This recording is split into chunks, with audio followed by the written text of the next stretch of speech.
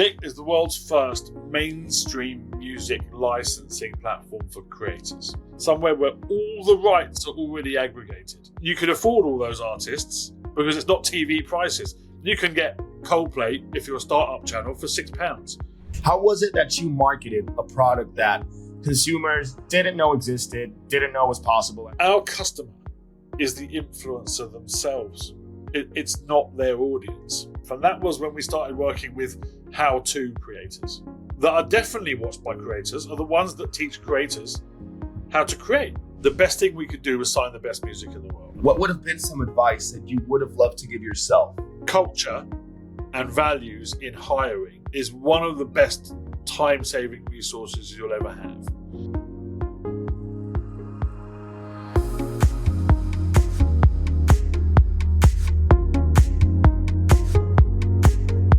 Hey everybody, welcome to the show. My name is Andres Figueira and I'll be your podcast host for the day. This program is brought to you by the Global Talent Company, a company that's connecting top remote professionals from Argentina, South Africa, and anywhere around the world with leading companies worldwide. So if your team is looking to hire world-class South American or South African talent, just head on over to theglobaltalent.co and see how we can help. And today with me here, I have Paul Sampson, co-founder and CEO at Licked, one of the biggest catalogs of music for creators with 1.4 million mainstream tracks and royalty-free songs. So how's it going, Paul? It's a pleasure to have you here. It's good, Andres. It's a pleasure to be here. Thanks for having me. No problem at all. The pleasure's all ours. And Paul, just so that we can get this podcast started and provide the audience with a little bit more of context of who you are, what Licked does, would you be able to give us a brief overview of the company and what you guys offer? Sure. Yeah. So Licked is the world's first mainstream music licensing platform for creators. Okay.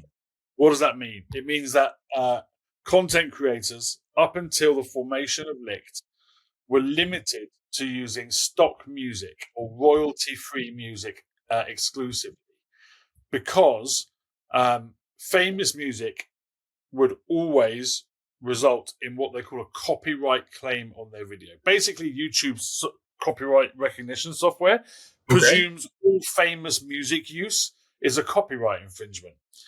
Because how the hell did you get all the rights to use this, right? There isn't a place to get it. And a copyright claim for a creator that earns money from YouTube is a death sentence because it appropriates all your income. Yeah. And so the unintended consequence of the music industry working with YouTube on copyright identification was that they actually precluded the only demographic on YouTube that had the means, the will to pay to use music and the interest in production value to use music from working with them. And they funneled a lot of money from creators' pockets into stock music companies. Now, Licked's mission is let's democratize music for the world's creators. I've been putting music to picture for 20 years now. So what that means is every film and TV show and advert that you've watched on TV has music in it, right? And someone like me would creatively pitch a song into that content. If you won that pitch, you would then negotiate on behalf of the multiple rights holders associated with every song. I've seen songs owned by 17 companies, right? Wow. Then you would negotiate that license and handle the contract. And it takes months. It can take anywhere between 4 weeks and 12 weeks to clear one song for a TV commercial, right? Okay. That process, that functionality is not fit for purpose in the digital world and in the modern world in terms of the way that people use social UGC platforms and the cadence at which they're outputting content. You can't ask 113 million channels putting out 5 videos each a month to go and get permission and then expect them to find who all the writers are, who those writers are signed to in terms of publishing deals, deal with the label on behalf of the artist. You know, it's just nonsense. What I determined was if we're going to put money in the hands of artists and writers efficiently and not let this opportunity pass, right, without us monetizing it, and help creators and audiences increase the value of their production and their enjoyment of content, what we need is a platform like Spotify but for music licensing for content creators. Somewhere where all the rights are already aggregated, and all you have to do is select a song and click a button and pay a fee. The next technical piece was we had to build software that informed YouTube's content ID of the difference between a copyright infringement and a legal use of music. And so we did that, and then we built Spotify or something like it on top of that, and that's what Licked is. Think Spotify for content creation. That is so cool. Like, it's amazing how you noticed that gap in the market of the creators and how they were using music that you were able to come up with this solution, Paul. But I was exactly going to ask that. I was wondering if Licked, you had to upload your content through your platform in order to be able to upload it somewhere else. But you mentioned that then Licked is kind of talking to YouTube so that YouTube understands that whatever a content creator uploads using music from Licked will already be licensed, right? Correct. Yeah. And that's the real magic, right? Mm-hmm. Without that, the whole company doesn't exist. Everyone from my nephew who has a Licked account, all the way up to sort of the Sidemen and Beta Squad and Logan Paul and KSI and MrBeast have accounts with Licked, and will occasionally, if not frequently, come to the platform, select a song from, say, Coldplay or Dua Lipa or Bruno Mars or Justin Bieber or Ariana Grande and say, hey, I want to use that song. How much does it cost for my channel? And then they'll just check out like a normal e-commerce store. And then the software in the background does all the rest in the background in terms of protecting them from YouTube persecution. Okay. Wow, that is so cool. So if I'm ever hearing music that is mainstream on a YouTube video, I'm safe to assume it was probably put there or allowed to be put there by Licked, right? Because not everybody is able to. Yeah, well, more than likely, right? There's a few instances where people would just, if they don't know about us, will say, I'm just going to take the hit and lose my money on this video in the hope that, that song resonates so well, I'll make money on future videos and gain a larger audience. Okay. But those days should be behind us and are feasibly behind us if you become a Licked customer. Yeah, that's how it works. Wow, that's so cool. No, I have at one point of my life created content, and I have fallen into that trap of YouTube where you want to use a mainstream song, but you can only use like 10 seconds before they pull your video down or the copyright infringement thing kicks in. So that is very nice, very nice. Well, and also, Andres, that 10 seconds used to be 30 seconds, and then it was 25 seconds, and then it's 20 seconds, and now it's like they're getting better and better and better at identifying songs earlier. Right? It's not a strategy.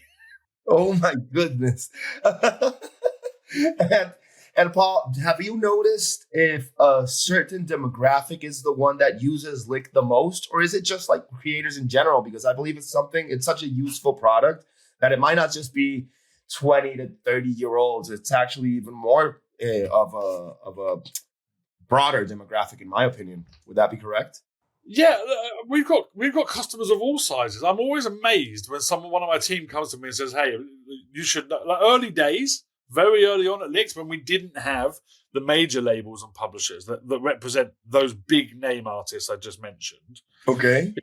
We had lots of really great smaller independent labels, right? And someone came to me one day and said, I've just done some analysis. Did you know that we have a lot of fishing channel customers? And I love fishing. I consume so much fishing content. It's crazy. Right. But what was really surprising was that the fishing channel customers were almost exclusively all licensing drum and bass. and that surprised me because you don't associate fishermen with drum and bass. But I guess if the content is so tranquil, you either match it with really slow melodic music that's calming, or you go completely the other way and go, we need to add some energy here. Right? It's true. It's true. Yeah. The only real vertical on YouTube that isn't prolific with us in some capacity is sort of video podcasts, a bit like we're doing now. Yeah, you're not going to use a lot of music in this chat, right? Exactly. Right. You might have an intro and outro. You might have had a friend who's a musician write that for you to keep things simple. So those things tend not to need a lot of music, but fitness we do really well in, right? Of course. And sports content, because the energy is needed. And in fitness, like, I don't know about you, Andres, but I should always be doing more exercise. If I was to go to YouTube and find an instructor that I liked and do, say, a 20-minute workout a day and find a new video from that instructor every day, it's going to be hard enough for me to finish that 20-minute video and workout as it is. But now imagine that video is scored with stock music techno, right? It's going to hurt your ears. Yes, it's not going to be the best music. Anytime you might be thinking about quitting, you're probably going to quit, right? So what we found is fitness instructors license multiple songs. They have a different behavior on the platform, right? They license 7, 8, 9 songs per video. Okay. What we're seeing is, and this is true of all verticals, actually, not the 7, 8, 9 songs per video, but this next behavior that I'm about to talk about is true across all verticals of Licked customers. The comments on the music underneath your video go bananas. They go crazy when you use good music, right? People are always going, I didn't think that was possible. I loved that song. That reminded me of when I played FIFA 2014, or I remember where I was when I first heard that song. Great edit to the music, whatever it might be. We see engagement go up on aggregate when the music's better by about 30% across the board. That includes watch time, likes, and comments, right? Wow, okay. We've seen it as high as 150% in certain verticals. I think it's over 100% in gaming and technology channels. Okay. We analyze when a customer joins us what happens in their first 6 months. And then what we'll see is, well, the 6 months before you joined Licked, your videos were getting this level of engagement, this length of watch time, this level of likes and comments. And then we A/B test that against the videos using our music. And in almost every vertical, it goes somewhere between 30 and 105% in terms of increased engagement. And those KPIs are exactly what the algorithm is looking for, right? Increases, upticks in those KPIs is what the algorithm is looking for to promote your content. And if the algorithm starts promoting your content, it's like having YouTube do your business development for you, right? You get more views. If you get more views, you get more money. And so what we've learned is that there's a business case to using better music in your content. No, and that's also a great what's it called? It's like a great reason for somebody to go and use Licked. It's like the best marketing strategy you could have, just spitting the facts of how good it is to use mainstream music or popular songs versus stock music. And exactly, and our thinking was right, because I'm not here to poo-poo stock music. I've worked in stock music, right? Of course.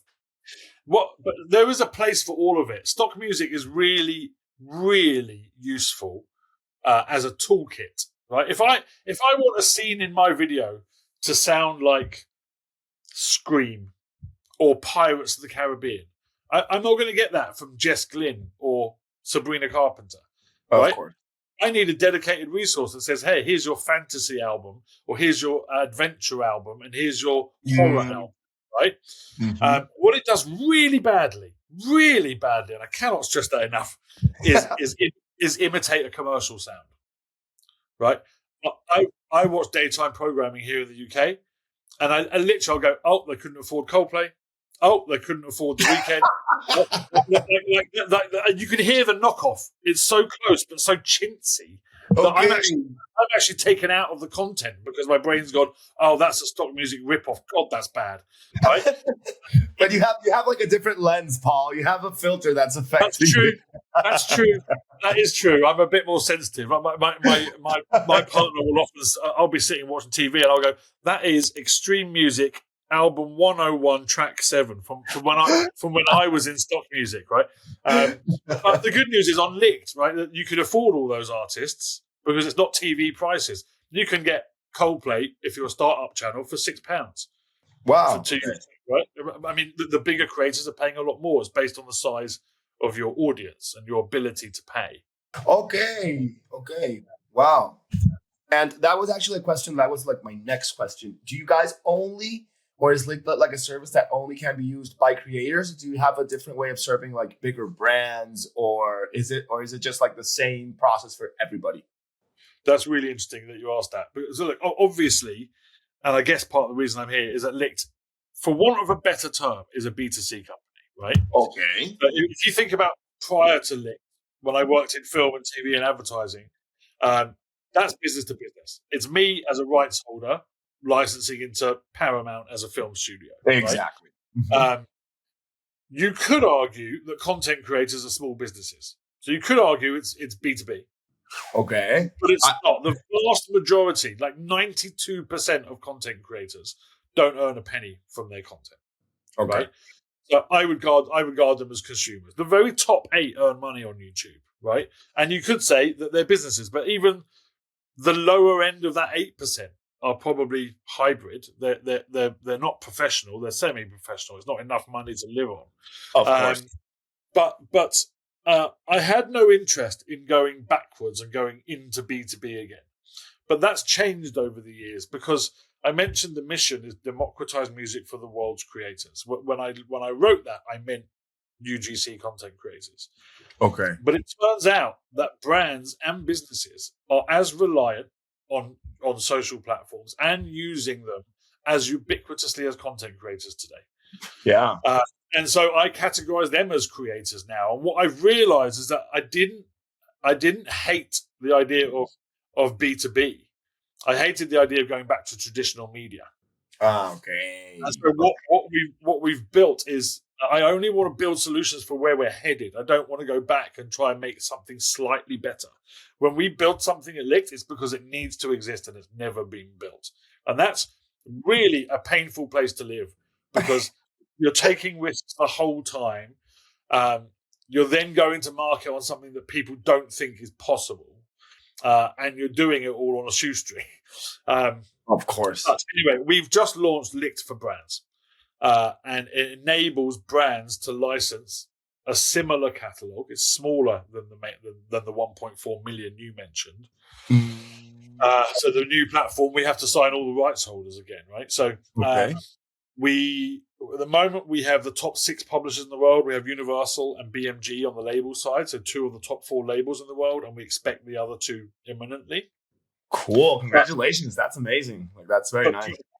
But brands like Nike and L'Oreal and Theragun and many others have come and said, hang on a minute, I didn't think it was possible to license mainstream music for, say, TikTok or Instagram, or like as an influencer, you can use whatever you want on Instagram or TikTok, right? But the moment you get sponsored by a brand, or the moment you are a brand and use music on your own channel, it's illegal. Okay, so as like an individual user on Instagram or TikTok, you can use the songs like you choose to put in your stories or your videos. But if you become a business in the platform, then using that music is another story. Yeah, if you start selling a course, or if you launch your own brand, or even if you work with a big brand, if Nike approaches you and says, "Hey, we want you to promote this campaign we've got coming up." Okay. You go from being able to use any song in the world down to a handful of songs the platform provides you for commercial use. Wow. Okay. And that's all. What we've seen is right now there's over $1 billion in lawsuits between the music industry and brands for misuse of music on TikTok and Instagram. And while it's interesting for the music industry to protect and worthwhile for them to protect their artists and protect their copyright, it's not a long-term revenue strategy to just go around suing everyone. So, true. You're not making a lot of friends if you're exactly. And what you need to know is, like, no label who owns the recording of a song has any clue who the writers on that song are, and therefore who the publishers of that song are. And you need the master label and the writers publishing cleared to use a song. What I've learned is we have that information on over 14 million songs. I mean, we've aggregated it. And so I went to brands and labels and said, what if we build a platform where if the song's on there, we have visibility on the ownership of every piece, and you just click a button, request the use of that song, and that request will drop into the inbox of everyone that needs to approve. Wow. And so we take a 12-week process, the manual process I used to be a part of, pre-Licht, and we take it down to 48 hours. Wow. That really is a great optimization and great value to offer for companies that are having that hard time with musicalizing their shows or whatever they have on social media. It's amazing. And Paul, now I would love to know a bit more of what the theme of this podcast is. As once Yeah. you had Licked ready and the whole idea of what you wanted, once you had made sure that it was working, and I imagine you had amassed a library of several songs before you before you even started like the proper Licked. How was it that you marketed a product that consumers didn't know existed, didn't know was possible? As you mentioned, everybody was a bit incredulous when you would arrive with this idea, but how were you able to market that to the masses and to the people? The short answer is badly. I love that answer because I'd love to know more. Yeah. Look, influencer marketing has been a thing for a while, but as anyone listening to this will know, it augments and evolves on a weekly basis, right? Mm-hmm. The rules change, the algorithms change, the data insights you get change. When I launched this company in 2016, we didn't launch the actual product for another 18, 24 months. Okay. We're going back 7 years now, 2018. I didn't have a major label. I didn't have any major artists. We had small independent labels and publishers. And so there wasn't a lot of conversion around, right? People would get very excited about Licked when they did see our marketing or advertising because, oh, hang on, I can use mainstream music and not lose my income. But then they would come and search for the artist they know and love, and they wouldn't necessarily be there. That was disappointing. But like I said, the data and insight we had available to us at the time wasn't that good, and the targeting wasn't that good, or as good as it is now. So we worked with just some well-known names, or at least, like, I guess, smaller creators, but on the up and doing well. We didn't think necessarily about what we know now. So what I'm saying to you is, you work with an influencer. Okay. That influencer will have a rate card, right? This is what it costs to sponsor one of my videos. We would pay it, and we would see conversion rates through from those efforts at like between 0.5 and 1%, right? Okay. If that. And that was because our customer is the influencer themselves. It's not their audience. Like you need to get this. You need to sponsor an influencer for influencers. If that makes sense. There you go. We needed to find the guy behind the guy. We needed to find the influencer that influences influencers. And that was really difficult. And we spent a lot of money trying to get that right and trying to work out how to do it. We spent a lot of effort trying to work out how we could use GA to work out if a creator's audience included other creators. Of course. Right? And what we learned is that if a creator has a creator-dense audience, then only about 4% of that audience will also be creators. If we see someone that has 4% of their audience also has a YouTube channel, we think we've hit the jackpot. Okay. Right? And that was really difficult. It took us years to work out that's what we needed to do. And the data and tools weren't available to help us work that out in the early days. So we spent a lot of money, wasted a lot of money on generic ads. We did a bunch of static stuff where we thought it might work. And we worked with a lot of the wrong creators. Okay. And then we suddenly started seeing some efforts, right? With some efforts pay off. And that was when we started working with how-to creators. That was the first thought. Okay, well, the channels we know that are definitely watched by creators are the ones that teach creators how to create. That's what I was thinking. Like, while you were mentioning, I was like, okay, a good prospect would be how to make an Instagram video viral. And that's the creator that makes that. And that's what influencers would be looking at to just know how to gain virality or anything. But that's, wow, it's so nice that you got there through all your research and trial and error. So we went from just generic pay and spray, right? And then we were like, okay, this isn't working. We need to focus on the how-to sector. Let's take that shot next.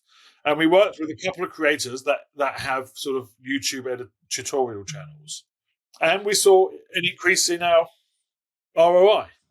Okay. But it wasn't going to get us where we needed to be. Because what we learned after a year and a half was, okay, we are growing. This is a useful channel for us. But we're not, at the same time, the catalog's improving every week, right? So we're expecting more. But we ended up with loads and loads of channels who were all just starting out. Okay, there wasn't one that had like a big community already, but they were just starting. Okay. But I put it to you that Casey Neistat isn't searching how to edit my YouTube video, right? Okay. Or which camera's best, right? Or actually, it might be which camera's best. But No, but it's true. It's true. then we end up with lots of customers who are, let's say, under 1,000 subscribers. Okay. And if you've got, say, under 100 subscribers, you're less likely to retain on Leaked because it's a premium product. It's the only place in the world where you get mainstream music. It's a financial commitment. It's not a big financial commitment by any stretch of the imagination for a startup YouTuber, but it might be slightly more than a stock music company. Of course. Right? So then you start saying, well, hang on, now we've got a leaky bucket.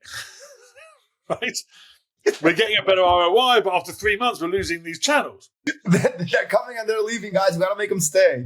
Exactly. Yeah. And there's a few ways you can make them stay, right? You improve the product, and we're continuously trying to do that. But it took us 5 years before we got a major label on board. Wow. Okay. And even if you get a major label, if you haven't got a major publisher, you can't put any of their content live. So it took another year to get our first major publisher to be able to put any of that major label content live. So what can you do in the interim? Well, you can try and target better. Okay. Right? You can be a bit more, you can put a few more hurdles and gate passes in your messaging, right? Okay. And try and get a more on-target customer who sees the value, needs the product, has the problem you're solving, and will stay longer. We ended up in a place where we worked with editors. We were like, well, how do we get people who have 100,000 subscribers? How do we get to that person? You can't do it through the how-to audiences. Of course. And something interesting was happening. As MrBeast and channels, I was going to say channels like MrBeast. There aren't any channels like MrBeast, but you get the idea. The bigger creators, like the Logan Pauls, the KSIs, as they were blowing up, just behind them came this smaller group of channels that had a really engaged audience. And it was the production teams or the editors for those channels. Exactly, because they stopped editing their own videos and had to like pass along that part of the job to the rest of their team. Okay. And when the team gets that big that you have an editor, it's no longer you, the creator, that I need to convince. Mm-hmm. Right? And so once we started just by word of mouth getting the odd big YouTubers big YouTubers editor contact us. How does this work? Can I really use it? I don't want to lose my boss all this money. Am I going to be safe? Blah, blah, blah. We realized that they had channels. Okay. That they had started putting out their own content, these editors, going, by the way, hey, I'm MrBeast editor. Here's how we go about creating, that content. And that was like the jackpot. And then we were like, well, hang on a minute. Mid-sized creators are going to want to be learning those tricks. And then we started working with not just the how-tos, but the editors as well. And that just didn't exist before 2022. It wasn't a thing. It's true. It's true. And so it's been a slow growth.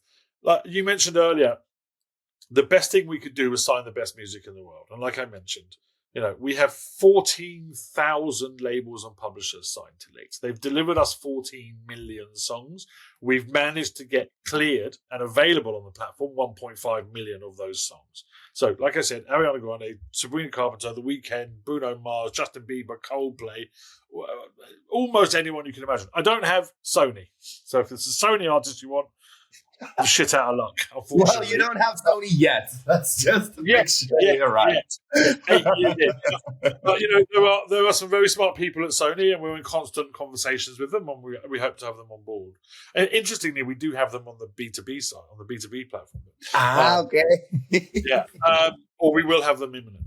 Anyway, so the best thing we can do is add more music. That's what's going to convert and retain. So a few of those things happened simultaneously. We unlocked some really great music. We started converting more on platform, and then we had our marketing strategy a bit more defined. Okay, and Paul, I have one more question.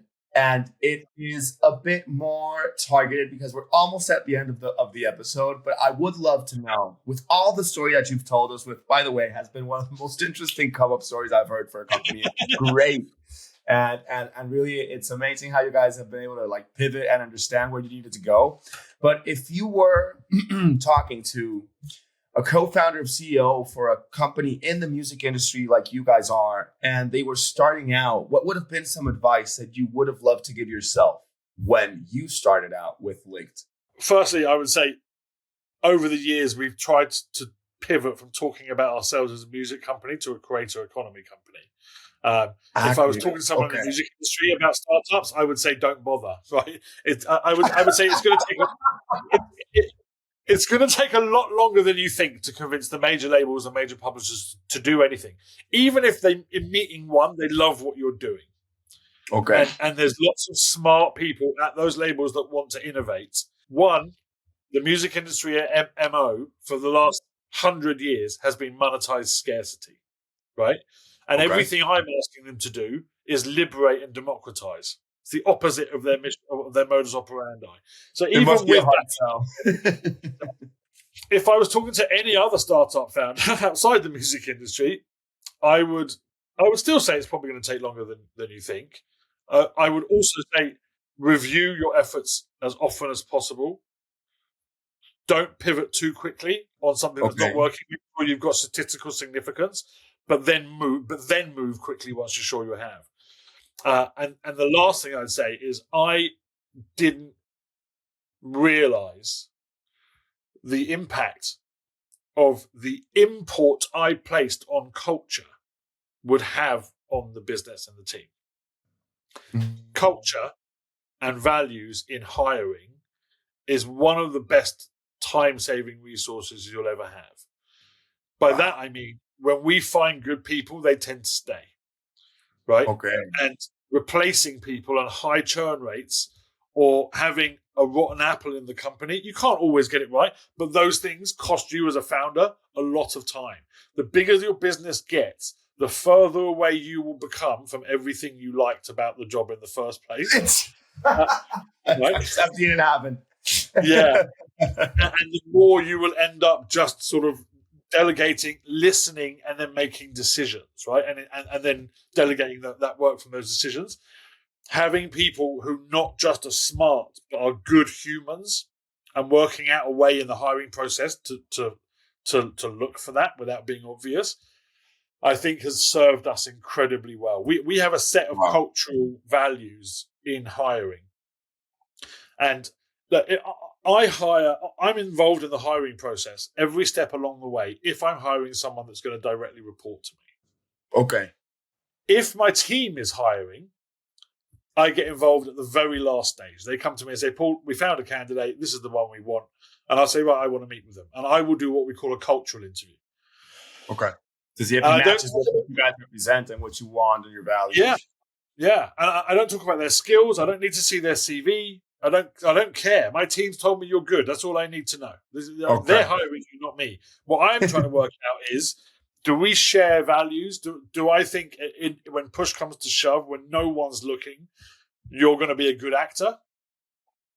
Then I think we can move forwards. Now, very few people fail that test. Okay. But some have, which means that you do have a certain filter for what you're looking for. Yes. And I'll tell you how I arrived at this. My first round of investment, we got to 4 people. I hired 3 people and me, right? Okay. 2 years later, we were fortunate enough and successful enough in our development efforts to have convinced people to do a follow-up round and attract new investors. And that allowed me to go from 4 people to 12 people, right? Okay. I got very, very scared. I was going to swear again, but I won't. I got very, very scared, Andres, right? I was like, I'm tripling the size of the business. And these 3 people and me have moved mountains. And I don't know why we did it, because we're so different. Of course. And I started listening to podcasts and reading books. And I listened to people at Workday and Chesky at Airbnb and all the companies we know and love. They all have different cultural values, but they all have some, right? Okay. And I made a list of all of them. You end up with a list of about 100 values, which are all inherently valuable. That's what values are, right? It's true. It's true. And I thought, well, how do I pick ours? And my first thought was, well, just pick the ones that are most important to you, Paul. And I thought, well, no, then I'm going to end up with people like me. And 12 of me isn't going to get us anywhere. and so what I did was I took, say, 30, and I went through my team. And I said, well, which ones of these do we all share? Okay. You made each one pick, and then you saw the ones that were in common? Yeah. And if I didn't see it in all 4, I threw it out, right? Okay. And when I saw there were like 7 that the 4 of us shared, and I thought it's sharing those values, despite us being completely different people, that allows us to work well as a team, that allows us to respect each other. And if I use that as a filter in the hiring process, and you can't just ask people, hey, do you have integrity? Like, who's going to say? No, but yes, I do. Yeah, you have to figure out ways to elicit it. But where it has weeded people out, I've suddenly seen them in a different light during the interview process and gone, oh my God, this person is going to cost us a lot of time, a lot of pain, and a lot of money down the line. Like, however good they are, we have to say no. Wow. I would say focus on that. Give it the time it's worth, because you might be doing something expedient by getting the smartest person, but if they don't fit your values, they will cause you problems down the line. You'll end up having to replace them, and you might lose 2 or 3 other good people in the meantime. That is so true. And I think it's a very valuable insight from your perspective of how it went with Lick, that anybody who is starting, even when you need that help, you might not be that interested in filtering. You just need the assistance at the moment. So it could bring more issues in the long term. So I love that, Paul. Anybody who's listening here, I believe, is going to take a lot from what you just mentioned. But yeah, really appreciate the time, Paul. Like, I could stay here talking about Lick and everything you guys are doing for hours, because it's so interesting. But we want to keep the engagement at its max. And I do know that you have the rest of your day ahead of you. So it really has been a pleasure. And thank you so much for coming on the show. It's my pleasure. Well, I really enjoyed the chat, Andres. You're doing good work. Thank you. Thank you. No. And it's even easier when the companies are as cool as yours. So no issues there. Thank you, mate. Thank you, Paul.